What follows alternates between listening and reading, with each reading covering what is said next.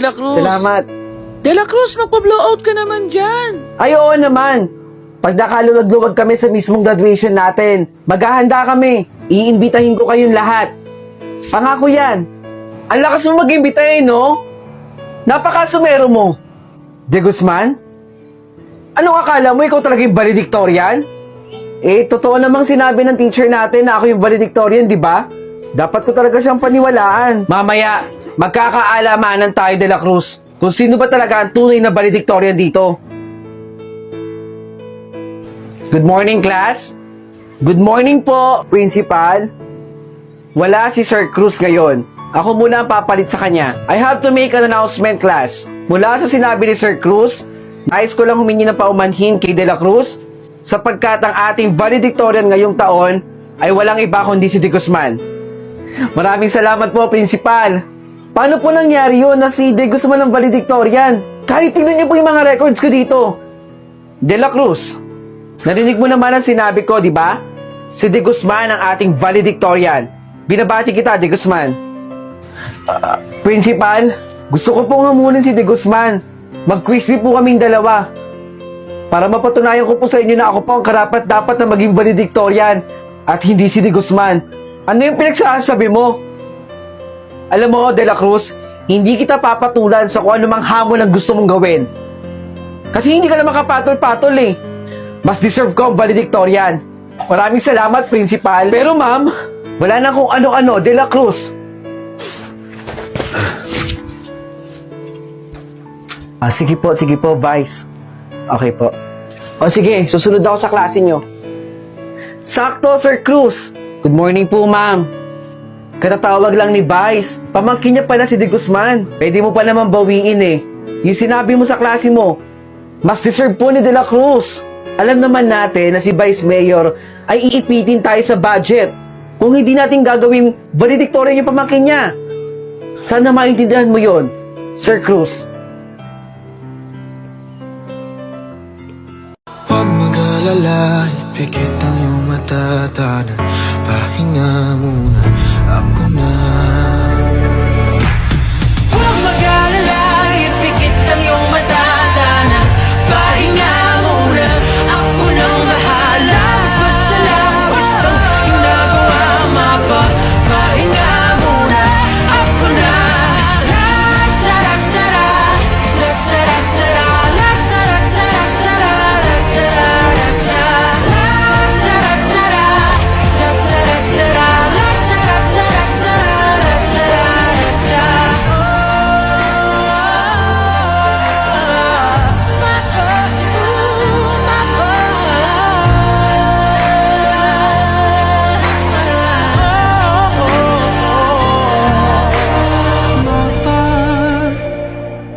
Pahinga muna, ako na.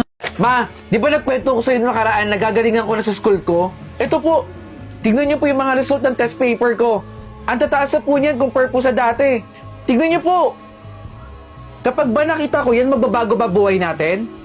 Kapag ba nakita ko yan, may mapapakain ba yan sa atin? Kapag ba nakita ko yan, sa tingin mo aasenso tayo? Hindi po, ma.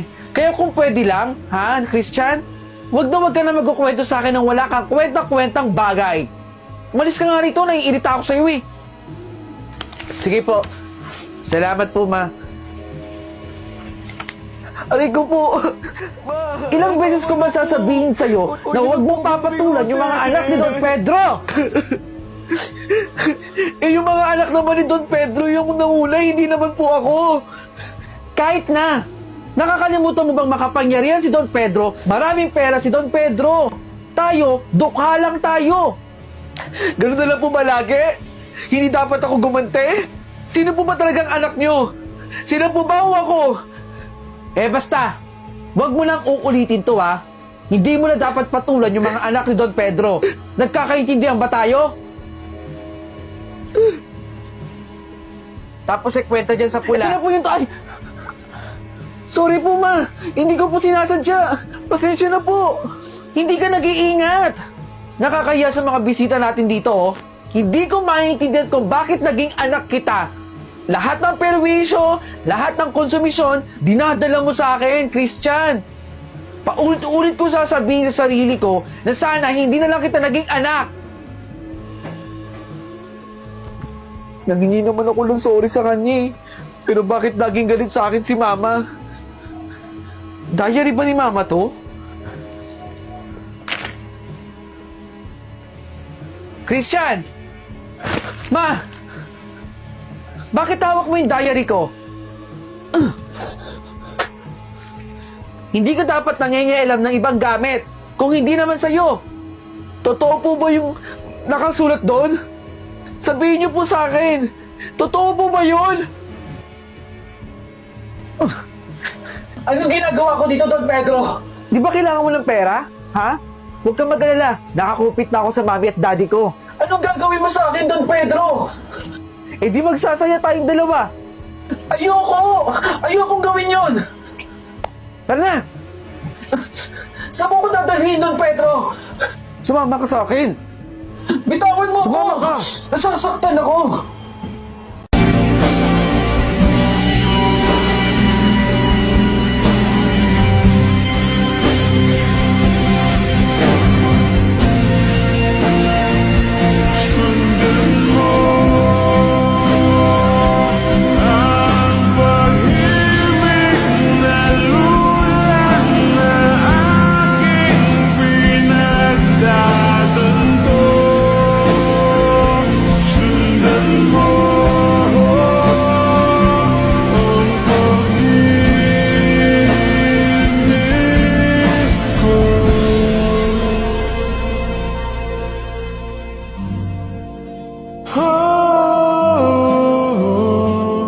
Hindi ko maisip.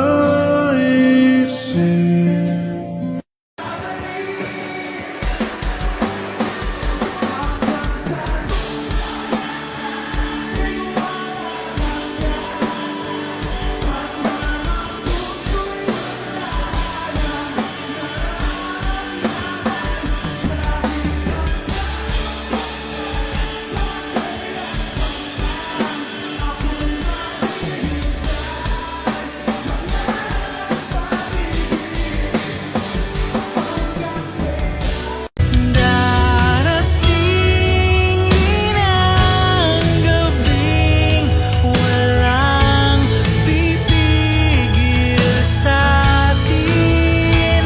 Kung hindi ngayon, aasa bang maibabalik ang kahapon? Kahit sandali, palayain ang pusong di mapigil. Sana'y tayong dalawa sa huling pagkakataon na ika'y magiging akin.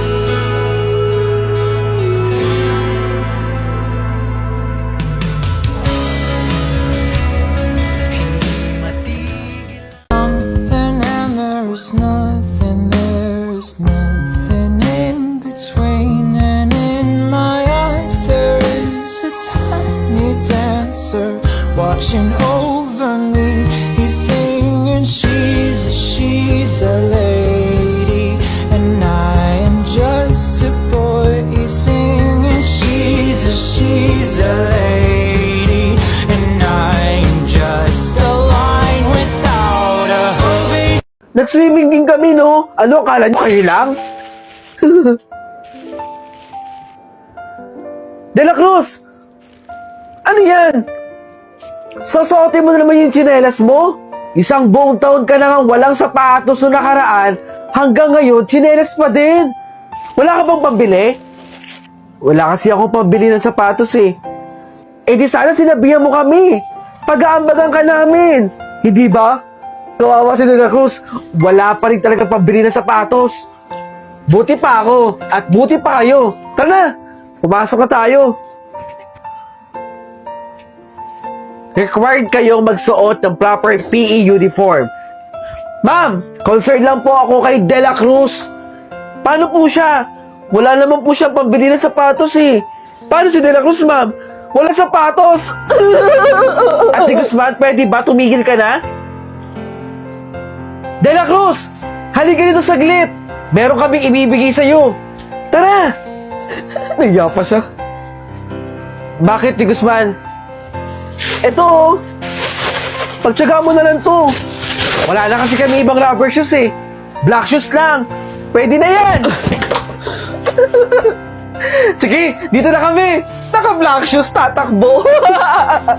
Ang lakas talaga ng leader natin eh, no? Dito talaga mag-grouping sa simenteryo. Nakakatakot kaya dito. Ma, pa, sana nandito na lang po kayo. Sana buhay pa po kayo. Para natutulungan niyo po ako. Si De La Cruz ba yun? Wala na siyang magulang? Mahirap po pala talaga mag-isa, no? Babalik po ako dito na nakagraduate na po ako. Maraming salamat po. Tara na. Ma! Ano po nangyari sa inyo? Naaksidente kami ng tatay mo. Wala na yung tatay mo.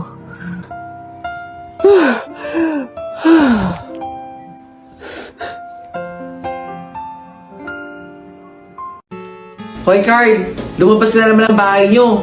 Yari ka na naman sa mama mo. Huwag kang maingay kay mama. Minsan nga lang ako makalabas eh. Hindi kita isusumbong. Basta penya ko nakakainin mo ha. O sige, tara. Pagkain lang naman eh.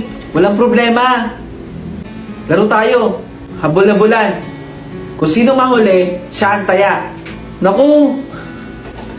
Laro na naman. Madali ka nga maasar pag natatalo. Baka matalo. Puro kasatsat. Simulan na natin. O sige, sige. Lapag ko lang to.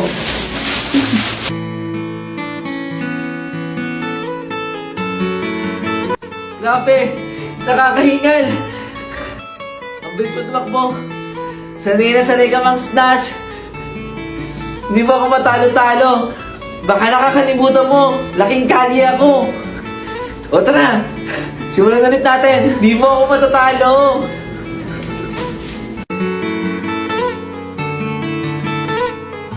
Ayun.